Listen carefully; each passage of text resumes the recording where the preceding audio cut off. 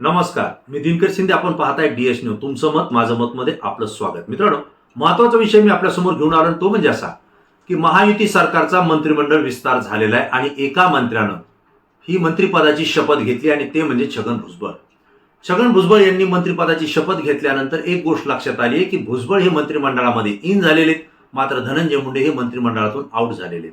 धनंजय मुंडे यांना राजीनामा द्यावा लागलेला आहे. त्याचं प्रकरण सुद्धा आपल्याला माहिती आहे की बीड जिल्ह्यातल्या संतोष देशमुख यांची हत्या जी झाली होती, या हत्येमध्ये जे आरोपी आहेत या आरोपींचं कनेक्शन हे वाल्मिक कराडपर्यंत पोहोचलं होतं आणि वाल्मिक कराड या हत्येतला मास्टर माइंड आहे हे त्यांच्यावर त्या ठिकाणी पोलीस प्रशासनाने किंवा पोलिसांनी दावा केला होता. आणि त्यानंतर वाल्मिक कराड हा धनंजय मुंडे यांचा अत्यंत निकटवर्तीय कार्यकर्ता आहे, राईट हँड आहे आणि दोघांचेही व्यवहार एकमेकांच्या सोबत आहेत. आणि त्यामुळं वाल्मिक कराड हा जर या 302 मध्ये आणि खंडणी प्रकरणामध्ये जर आरोपी होत असेल आणि त्यासोबत जर मोक्का लागत असेल तर यामध्ये धनंजय मुंडे हे सुद्धा अडचणीत येऊ शकतात. आणि त्यामुळं धनंजय मुंडे यांचा या ठिकाणी राजीनामा घेण्यात आलेला आहे हे आपल्याला प्रकरण माहिती आहे. वास्तविक पाहता वाल्मिक कराड हे खंडणीमध्ये आरोपी आहेत, 302 मध्ये अद्याप ते आरोपी झालेले नाहीयेत, परंतु मोक्का त्यांच्यावरती लागलेला आहे. मला दुसरा भाग असा सांगायचा आहे की ज्यावेळेस बीड जिल्ह्यामध्ये संतोष देशमुख यांचे हत्या प्रकरण घडलं आणि संपूर्ण प्रकरण चव्हाट्यावर आलं, संतोष देशमुख यांची हत्या करताना जे व्हिडिओ व्हायरल करण्यात आले होते, या व्हिडिओचे जे फोटो आहेत हे फोटो पोलीस प्रशासनाकडे ज्यावेळेस न्यायालयामध्ये दाखल केल्यानंतर सोशल मीडियावर व्हायरल झाले आणि महाराष्ट्रामध्ये संतप्त लाट निर्माण झाली होती. याचे परिणाम धनंजय मुंडे यांच्या विरोधात वातावरण तयार झालं होतं, सरकारच्याही विरोधात तयार झालं होतं आणि त्यामुळं धनंजय मुंडे यांनी राजीनामा द्यावा असा दबाव अजित पवार यांच्या राष्ट्रवादी काँग्रेसकडून त्यांच्यावर येत होता. त्यासोबतच भारतीय जनता पार्टीकडून आणि देवेंद्र फडणवीस यांच्याकडून सुद्धा दबाव येत होता, परंतु धनंजय मुंडे हे राजीनामा द्यायला तयार नव्हते, आपल्याला माहिती आहे.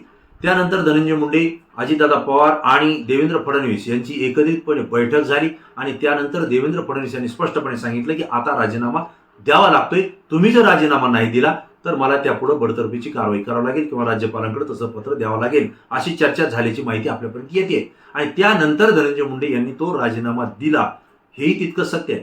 परंतु धनंजय मुंडे यांना राजीनामा दिल्यानंतर पुन्हा काही चौकशी अंती झाल्यानंतर पुन्हा तुम्हाला मंत्रिमंडळात स्थान दिलं जाईल असं काही सांगण्यात आलं होतं का, असे सुद्धा संकेत आता आपल्याला मिळत आहेत. त्याचं कारण असं आहे, छगन भुजबळांची मंत्रिमंडळात एंट्री झाली, धनंजय मुंडेंचा यापूर्वीच राजीनामा झाला होता, परंतु धनंजय मुंडेंचा आता जो काही मंत्रिमंडळात येण्याचा मार्ग आहे तो कायमस्वरूपी बंद झालाय, त्यांना परमनंट ब्रेक लागलाय असं या ठिकाणी आता बोललं जात आहे. त्याचं कारणही तसं आहे की धनंजय मुंडेंचा राजीनामाच मुळात ज्या कारणामुळे द्यावा लागला होता ते म्हणजे खंडणी प्रकरण होतं, त्यानंतर हत्येचं प्रकरण होतं आणि वाल्मिक कराड यांच्यावर लागलेल्या मोक्काचं प्रकरण होतं. यानंतर राजीनामा दिल्यानंतर आता परळी मतदारसंघ आणि बीड जिल्ह्यात शांततेचं वातावरण निर्माण करावं, जी काही गुंडागिरी आणि दहशत माजवणारे आहेत त्यांना शांत करण्यात यावं असं राष्ट्रवादी काँग्रेसच्या वरिष्ठ नेत्यांकडून स्थानिक पदाधिकाऱ्यांना आणि धनंजय मुंडे यांना सुद्धा सांगण्यात आलं होतं.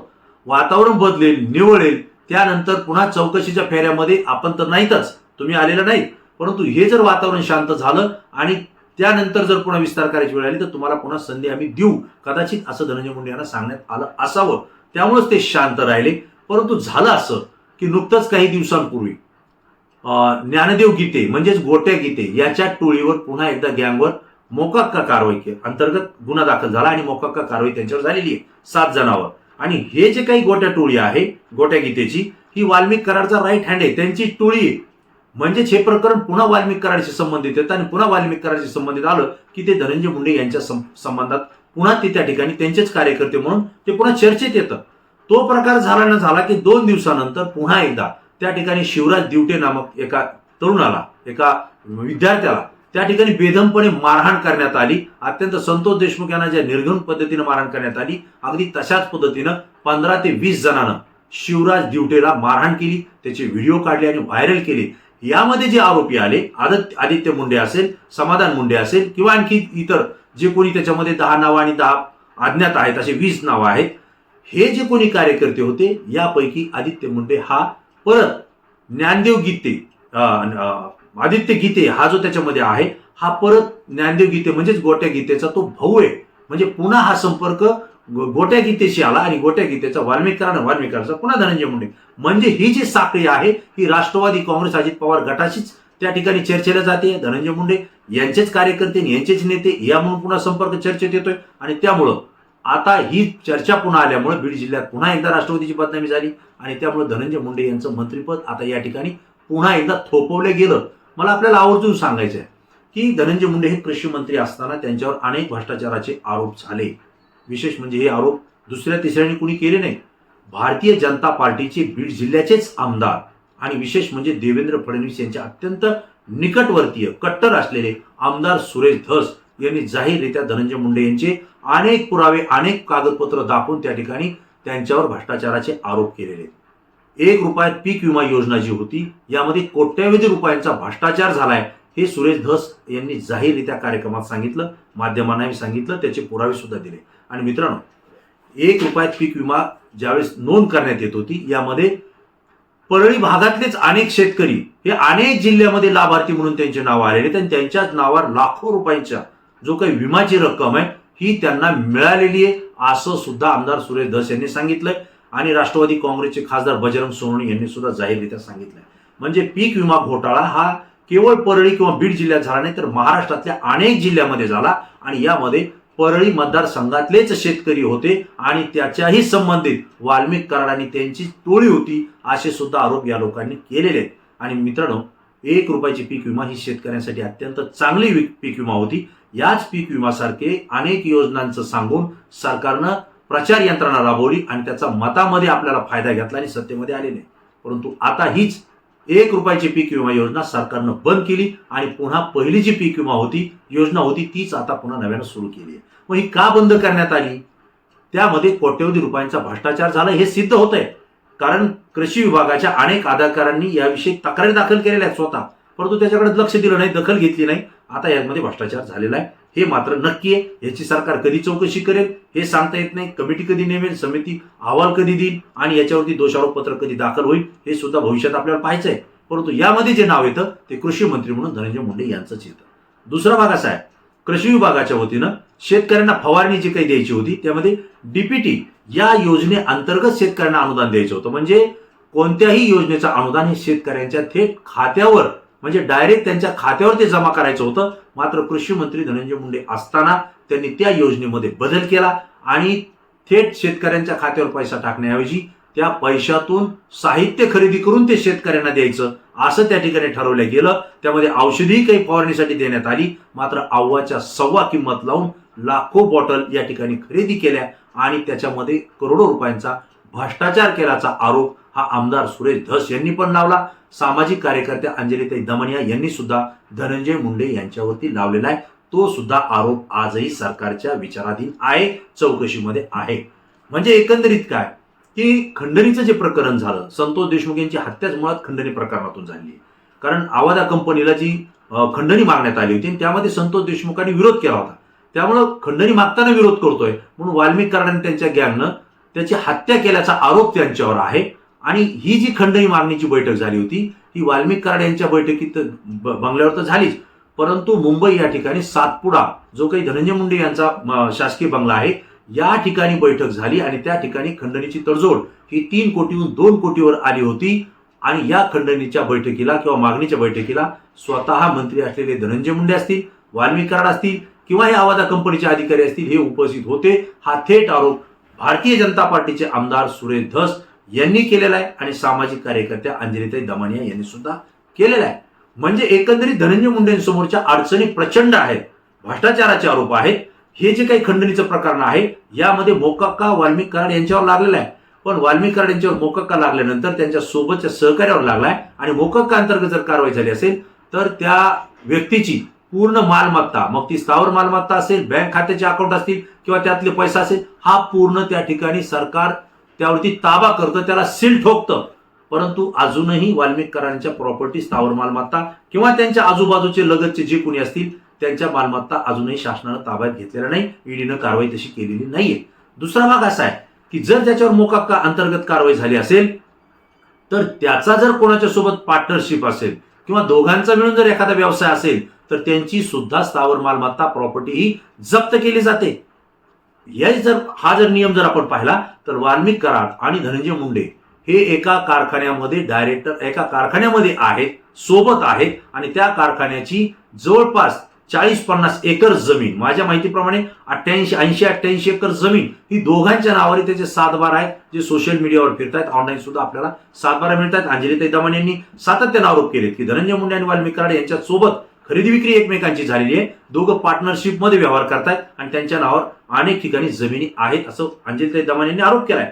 दुसरा भाग असा आहे की परळीच्या थर्मलमधून जी राख उचलल्या जाते ती राख एका कंपनी मार्फत उचलल्या जाते आणि ही कंपनी धनंजय मुंडे यांच्या पत्नी आणि वाल्मिक कराड या दोघांच्या सह्यानं ती चालत होती. हे सुद्धा पुरावे त्या ठिकाणी त्यांनी दोघांनी दाखवलेले आहेत.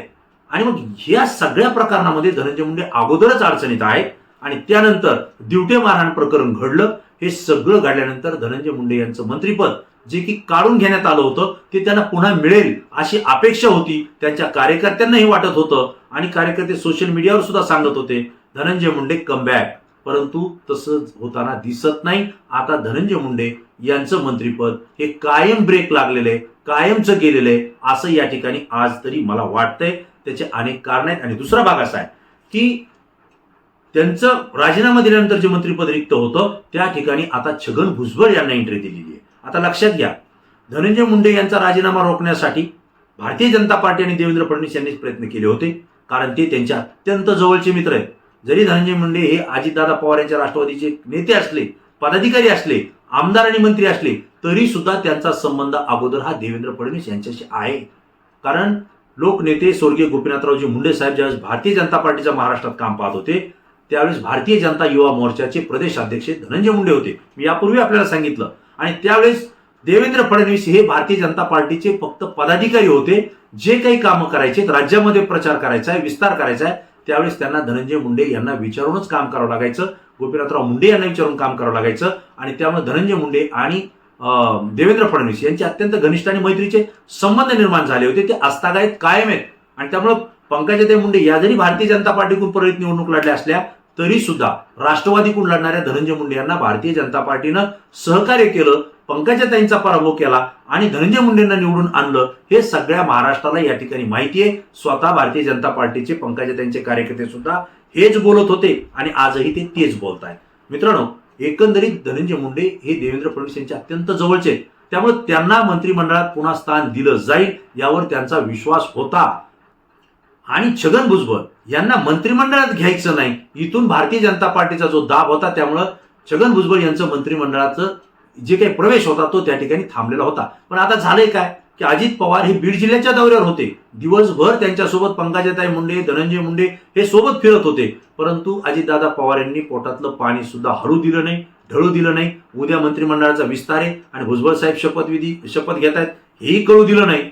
दिवसभर कार्यक्रम केला आणि दुसऱ्या दिवशी मात्र सकाळी 10 वाजता छगन भुजबळ यांचा मंत्रिमंडळामध्ये प्रवेश झाला. मंत्रिमंडळामध्ये त्यांनी मंत्रिपदाची शपथ घेतली आणि इथंच धनंजय मुंडे यांचं मंत्रिपद कायमस्वरूपी गेलं. त्यांच्या मंत्रिपदाला कायमचा ब्रेक लागला असं या ठिकाणी आता शिक्कामोर्तब झालेलं आहे. कारण जे मंत्रिपद होतं ते भुजबळांना गेलेले, ते ओबीसीचे नेते म्हणून त्या ठिकाणी काम करतायत. आणि विशेष म्हणजे जो विभाग धनंजय मुंडे यांच्याकडे देण्यात आला होता तोच विभाग आता पुन्हा एकदा छगन भुजबळ यांच्याकडे देण्यात आलेला आहे. म्हणजे एकंदरीत जर ही सगळी परिस्थिती पाहिली तर या वेगवेगळ्या कारणांमुळे धनंजय मुंडे यांच्या मंत्रिपदाला आता कायमचा ब्रेक लागलाय असं माझं मत आहे. आणि मित्रांनो, सगळ्यात महत्वाची बाब, त्याच दिवशी रात्री स्वतः उपमुख्यमंत्री आणि राष्ट्रवादी काँग्रेसचे राष्ट्रीय अध्यक्ष अजितदादा पवार हे धनंजय मुंडे यांना घेऊन वर्षा बंगल्यावर मुख्यमंत्री देवेंद्र फडणवीस यांच्या भेटीला गेले. रात्री उशिरा हे दोघंही वर्षा बंगल्यावर का गेले, काय दोघांमध्ये तिघांमध्ये चर्चा झाली, हा तपशील काय आपल्याकडे पूर्ण अद्याप आलेला नाही.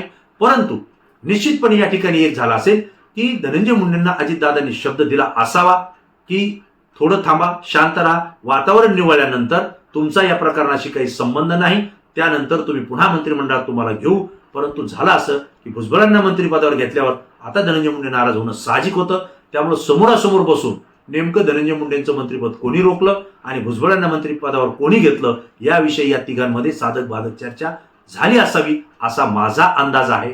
मित्रांनो, एकंदरीत जी परिस्थिती होती ही मला या ठिकाणी माझं मत मी व्यक्त केलं. तुम्हाला काय वाटतंय की धनंजय मुंडे छगन भुजबळ यांच्या मंत्रिमंडळाच्या एंट्रीमुळं धनंजय मुंडे यांचं मंत्रिपदाला कायमचा ब्रेक लागलाय का? ज्या अनेक चौकशा आणि अनेक आरोप झालेले यामुळं त्यांना आता मंत्री होता येणार नाही का? तुम्हाला काय वाटतंय? तात्काळ तुमची प्रतिक्रिया द्या, कारण तुमची प्रतिक्रिया आमच्यासाठी अत्यंत महत्त्वाची आहे. ती संपूर्ण देशातून असते आणि ती अत्यंत अभ्यासपूर्ण असते. मित्रांनो, पुन्हा नवीन विषय नवीन मुद्दा घेऊन आपल्या समोर येईल. तोपर्यंत धन्यवाद.